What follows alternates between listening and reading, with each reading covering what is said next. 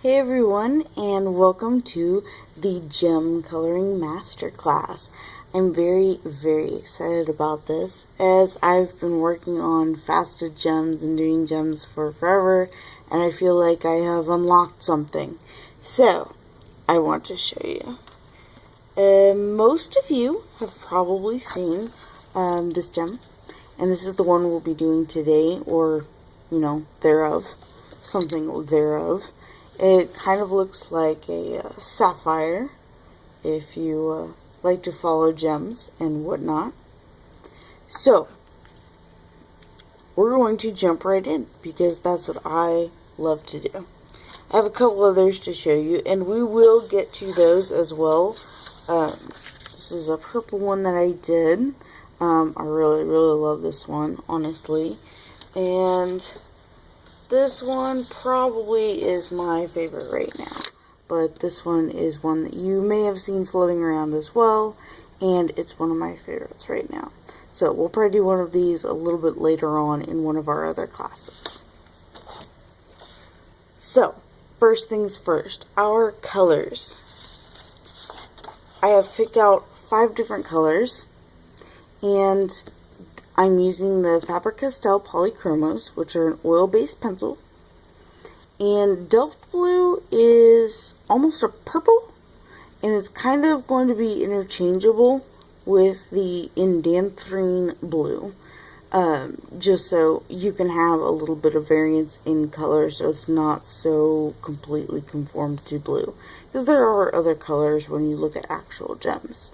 So we've got Phthalo Blue, Helio Blue, Reddish, Indanthrine Blue, Delft Blue, and Dark Indigo. Dark Indigo is really dark. It's almost black, which you can kind of see. I didn't really put black up here to show you, but I can. Like, seriously, they're almost the same. This one just is a little bit more color pigmented than black is. I think that's the only real difference. It looks almost like a very extremely blue-gray dark. So, these are our colors, all of our pre-sharpened pencils. And let's get started. First things first, pick a light source. In the other faceted gem tutorial, which if you don't have, you should have, because it's awesome and you can make any gem look like that, and it's wonderful. In this one, you gotta pick a light source because it's important in this type of gem. So, I almost always default to up here, my light source. So, that's where it's going to be, is up in this area, which means that our light and highlighted facets will be up in this area. And then, of course, our most predominant color will be down here, our brightest color will be down here, and then everything else will be a shade up to that, kind of like what you would do with a basic gem. Okay, so you've got your highlight is going to be on top of your shadows basically, and then you're going to have your most vibrant colors down here. However, you're not having a reflected light per se, if you understand what I mean. So here's how we're going to do that. We're going to simulate facets on the bottom, because we're generally, when you find these type gems in books, they don't show you the bottom facets. So what we're going to do is kind of pick the middle spot, and we're going to go out from there. And these do not have to be perfect. It's not going to be perfect, and that's completely fine, because you're just getting the feel of it. So what we're going to do is, with your lightest color, we're going to go down here and pretty much just fill it in. You want full coverage color, okay, but you do want very light layers, and you need to work with layers because you're going to be coloring on top of this. So don't go all hard. If you're using Prismas or whatever you are using, don't come in here and just really break in, the tooth of the paper or anything. You need that tooth because you need to be able to layer. Okay? So, I don't want you pushing too hard. I want you to think about layers and working in them. So this is going to be our most brilliant part of the gem, okay? And then we're going to begin working up with our shading and our shadows. So the next one we're going to go up to is the Helio Blue Reddish. By the way, whoever named these, they're ridiculous. Okay, so we're going to make some more triangles, which was what we're doing. Triangles on the bottom, because that's generally how these are cut. And we're going to make them on the sides of our brilliant blue over here. And if they overlap, it's totally fine. We will overlap them later on anyway. Get some of these definite lines in here. And lines are great. They give it a little bit more dimension. Don't go crazy with your lines just yet. We'll get to there. Okay. You're going to be filling in this part. It's okay if you don't go directly the line work just like this. If you want to scribble a little bit back and forth, you can. It's not a big deal. Okay. This I want a little bit darker.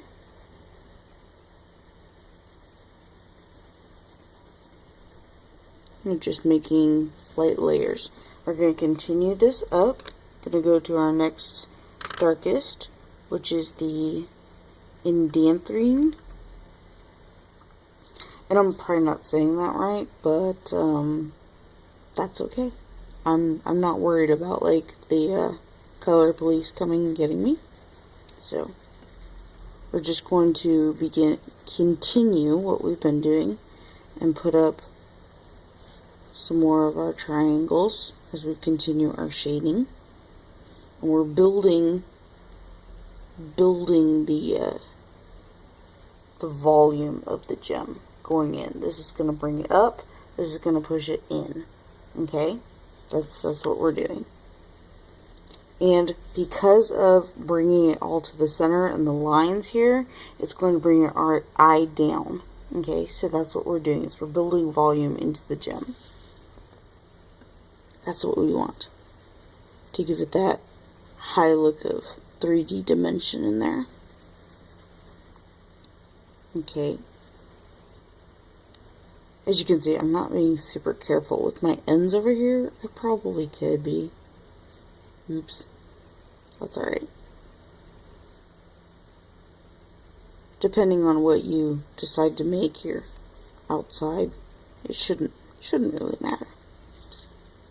If you're not as neat a color, or if you're, yeah, not neat, super neat with your coloring, it's okay.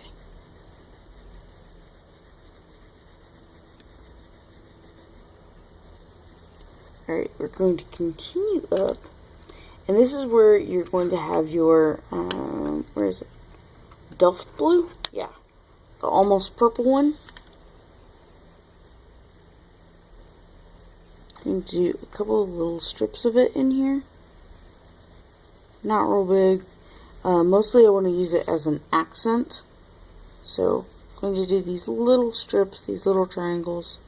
And you don't have to do these. I mean, if you're using, you know, whatever colors. Your basis is that you want the lighter part of the gem to be over here and about a third of the gem or so. And then you're going to have most of this is going to be darker. Okay, because when you look at a dark blue sapphire, or even a middle blue sapphire, under a lamplight or anything like that, most of the gem is going to be dark. Okay, so that's actually what we're going for. And then my last dark color was that indigo blue, the very, very dark blue. That's what we want up here. And we can layer other colors with it. Actually, that's something I want to do.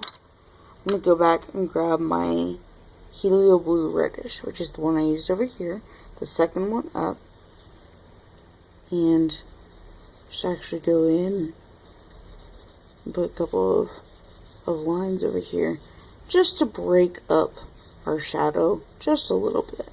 so it gives it something, you know.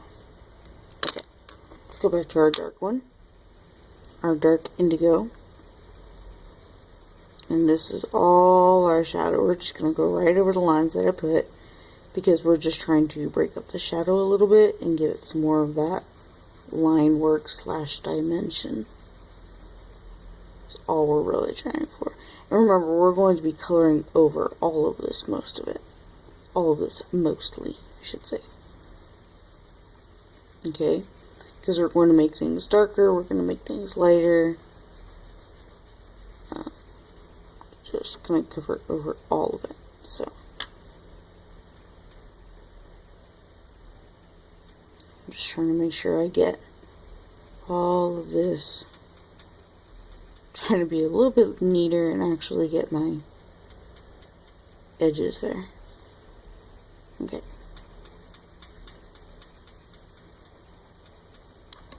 Okay, so that's what we're looking at. Do you see it beginning to build? Okay. So, if at this point you need to catch up, or you want to stop the video and bring your gem to this point, then go for it. I'll wait. I actually won't, but that's okay. So, this is where we bring in some extra lines, okay, just into the center, and give it more of a dimensional look. Make sure that you have all of your edges covered and such. If you want to blend this, and I know some of this is going to drive y'all crazy, I do not suggest blending it at this point. Okay? I'm not going to blend mine, and I do not suggest you blend it because you want this look at the bottom of it. If you blend it, make sure you blend with the lines, okay? I don't want you blending this way because you're going to destroy the gem look, okay? So if you blend it, I'll show you. So if you're going to blend it, make sure you go this way. And if you just grab a little one like this, you can blend it, but I want you to blend it with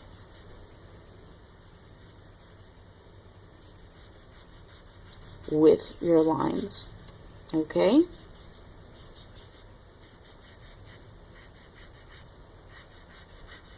If you want to do this light blending like that, that's totally okay to help you cover some of the white. If y'all are OCD like me, then the little white spots, they really get to you, okay? So if you're blending, do it like that, okay? Ooh, this is all whitish spotted down here. That's the only blending I would want you to do. Alright, let's go back to this. So, we've got our lightest blue.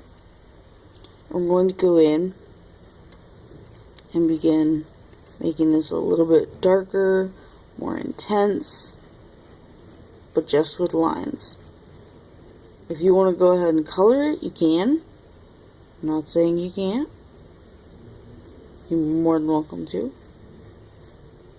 I just want these lines down here. Do some up here.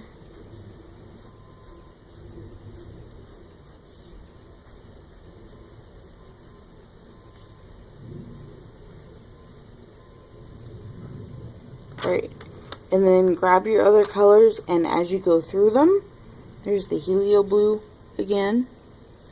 Just going through, making your lines. I actually want to get one of the darker ones, the indanthrine blue. Okay, go down here, make some of these lines like real dark. And you don't have to push real hard for this. You just, as long as your pencils are sharp, should be pretty easy to do. So you're just giving it that dimensional look. That's all we're really going for here. Okay?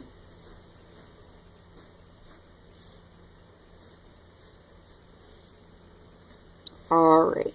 Now, that's as much as we're going to do there. Next, what I want you to do is, if we've got our brightest part of our gem down here, And our highlight's going to be over here. We want this up here to be darker. And we're talking about the top facets now, not the bottom. And this down here will be brighter, except for some of them. Okay?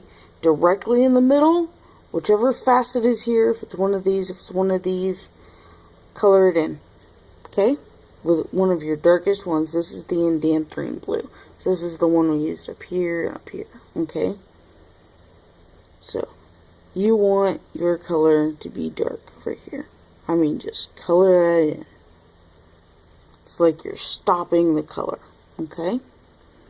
I also want you to color in one of these over here. Inside. You can go up here and color some in. The ones you want to be light are going to be in the middle here. And a couple of these outer ones. That's what you're wanting right now. Now, on the opposite side of that, you can also color in some of these, the outside ones, and leave a few of these open if you want. It's kind of just as you look at it and how you want it to begin to look. Okay? So, I'm going to color one up here. And these are our top facets. Okay, these are the ones that are on top of the gem, not the ones that are under. The ones that are under the gem, the ones that go in, that's what we've already colored. Now we're just working on the top ones. Okay, I grabbed the Delft Blue, which is the very purplish looking one. And I think I want some to be right here. I'm going to color in this facet. And if your lines show underneath, that's totally okay. That adds to the dimension of the gem. If you want to go back in and put a line in so that looks more dimensional, you can. And it's not a big deal at all. It's actually kind of preferred. Okay. So just pick a couple and color them in. Down here, we're going to go to our darkest one, if I can find it over here, our dark indigo. We're going to go ahead and block in these others that are the closest to the middle ones, the ones that ring the big part in the middle. Okay, those are the ones that we are blocking in, the ones that ring that.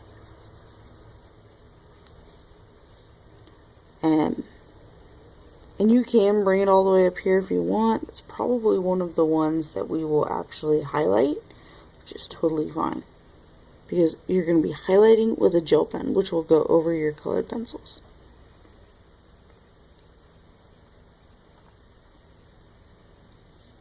Do that one. And do this one down here.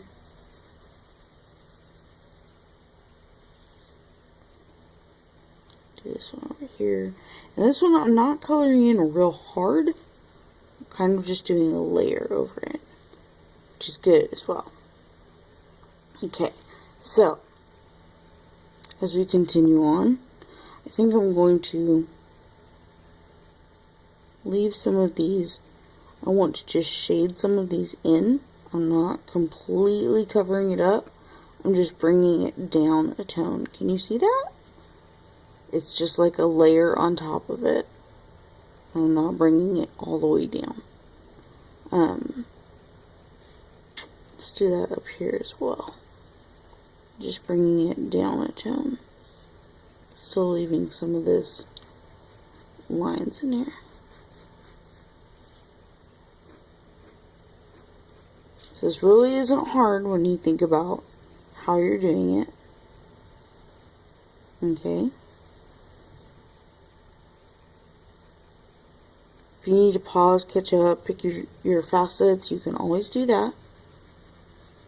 You can always come back, watch it again, you know, if you need to. Checking out a different color now. This is going back to the indanthrine blue. Just because I want to change it up a little bit. I don't want all of the facets to look like I colored them in the same. We'll do that one too. this one.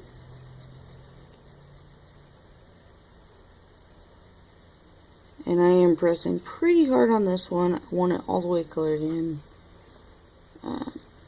Same with this one. Okay.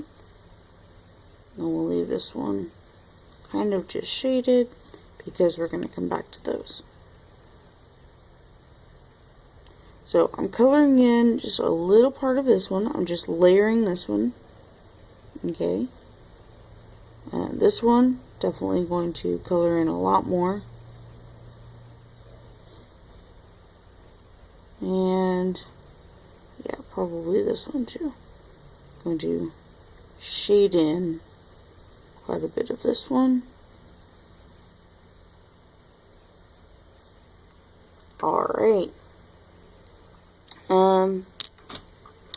With the Delft Blue, the slightly purple one, see how dark it's really getting up here? That's what we want. Okay. With the dark purplish one, I'm going to go down here and get this edge. And I'm going to get this edge. And I'm going to do the same thing over here. This edge. Because I just want to add some purple over here. Get this edge over here. And maybe this edge. Okay. Now for a little bit of magic. I'm going to go in and pick out, use your gel pen.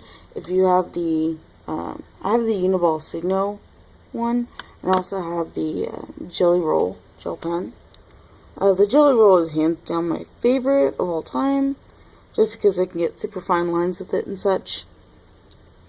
We're going to go directly across from where all of our light, very intense blues are. And so that's going to be right about here. So I want this one.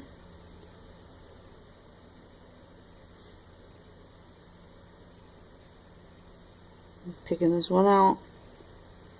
And don't worry if it's not perfect, it's okay. And I'm going to pick this one out.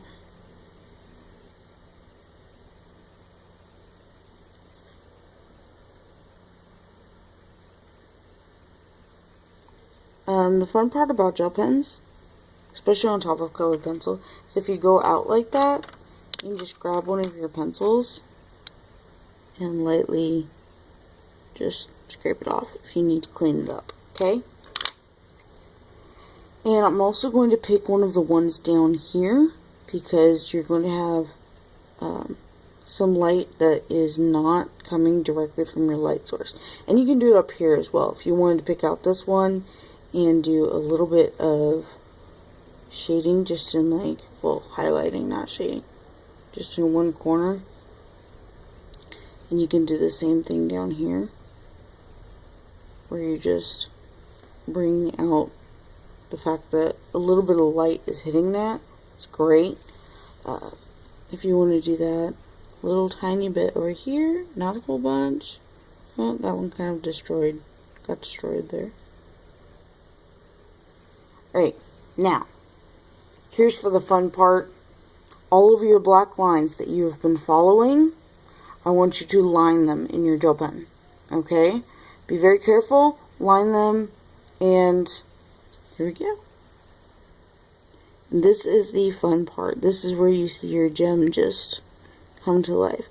This entire idea came to me when I was talking to one of my friends, and she just said that, you know, I love the way everybody does gems, especially you, and I just think that black is really, really harsh for gems.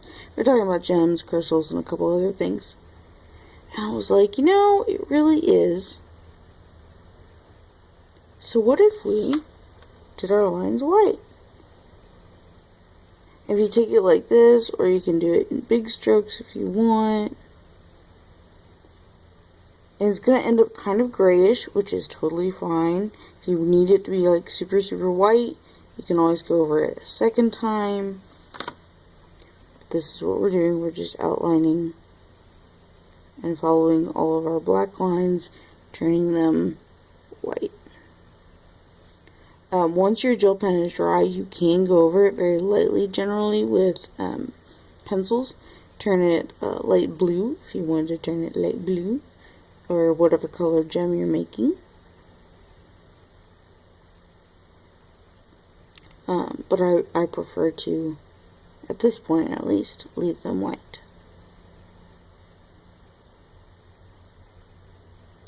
And I feel like it makes a huge difference in how the entire gem itself looks.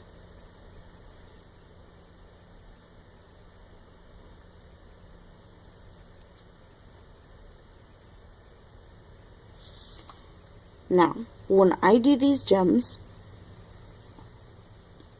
after I've finished highlighting and whiting out all of the black lines, I go back in and I play with the facets. I play with the dimension that I'm looking at, and highlight, and I color in more, and just until I get it really, really looking just fabulous. And I suggest you do that. You know, look at some real cut gems and, you know, grab some pictures, stare at them. If you have a great, you know, blue ring or something like that, or a red gem or something, look at it and see, you know, if there's anything you want to change. You can shadow some parts, bring out some other parts, just depending on how you want your gem to look. We're almost all the way around. And I know I do this pretty quick, so if you need to stop and come back, you're more than welcome to. And there we have it. Okay, so here's where what I normally do is I just go back in and I make this more prominent of a color. What I think I'm going to do is bring in some more darks here and make this a little bit darker. Come in with one of these darker blues and just layer a little bit over here and layer a little bit over here. Bring in some more shadows.